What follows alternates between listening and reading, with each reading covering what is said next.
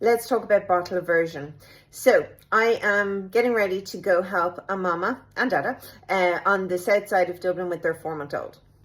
Their 4-month-old is refusing to take a bottle. Mammy is exclusively breastfeeding and she's self-employed and she's going back to work. She's a very demanding job, long hours, but she's going back to work next month. So she asked for me to come and help her. And she's tried a couple of things. I feel like they're both kind of exhausted as well. So I just said, hey, you know what? I have to spin out anyway. I'll just pop in and see what we can do.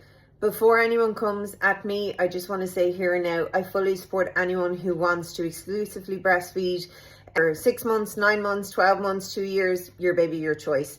This mum is looking for support and advice, and that is what I'm aiming to give her. So please don't come at me.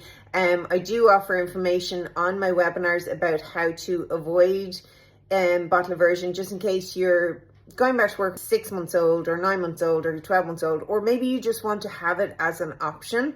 I talk a lot about that on the workshops. Bottle that I've had most success with in these situations is the Nook with the latex top. I will give you an example of that shortly.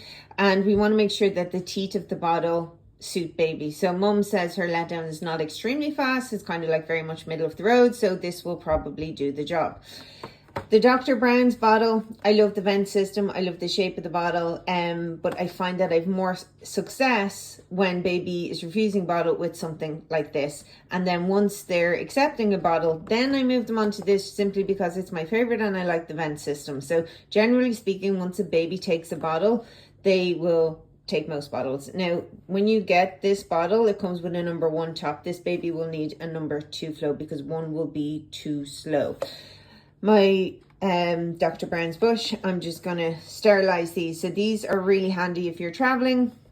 I'm just going to whack these 2 bottles in the sterilizer so that I don't have to faff around when I get there. So this is the Nook latex top. So I don't know if you can hear or see, it's kind of squishy, kind of soft. This is the one that I would have the most success with when I'm in this kind of situation.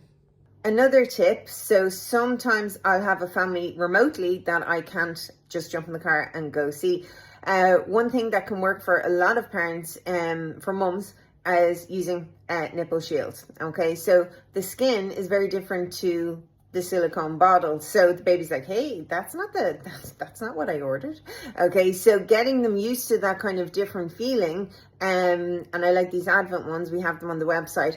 They can be useful to get baby, and sometimes they go on the boob and they're like, it is the boob, but it's different. I'm not sure about this. I'm not sure. So it can just help them kind of turn that corner. Again, this is tips and tricks that can work for some mums and not for other mums. Okay, all sorted. So I don't know how this is going to roll. By the way, I have asked the mum, is it okay if I just mention this on social media? Because it is something that I get asked about on a regular basis. Wish me luck.